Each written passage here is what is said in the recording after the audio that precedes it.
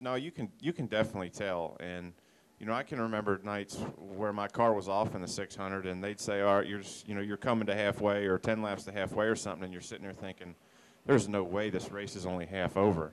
I mean, it feels like we've been out here forever. So it definitely feels like a longer race.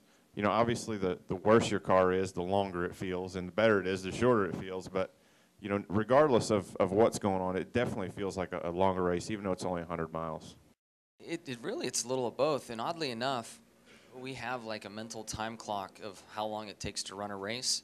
And it changes per track. You just, at some point, know, oh, we got to be close to the end now. So that when that clock hits in your mind, you're like, oh, no, we still got 100 miles or 150 to go. Man, wow, this is a long race. So, and in those final laps, it's most important to be on your game in the car. And lack of training, lack of hydration, all of that shows up at the end.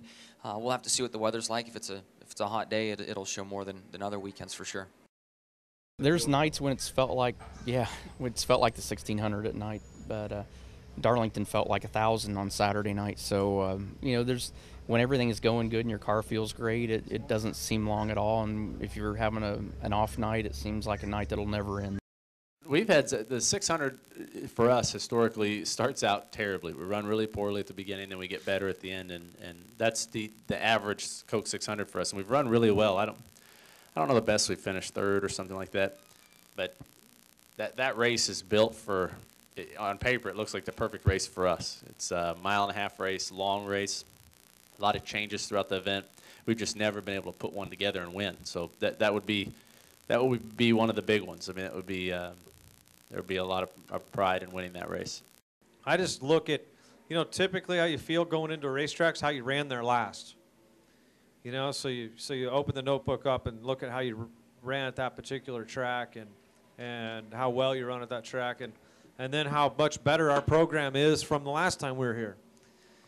So you add all those things up and you can convince yourself that you're going to be unbeatable, but it feels good coming here in the situation we're in, and we know we got good cars, and we know everybody else has stepped their game up too.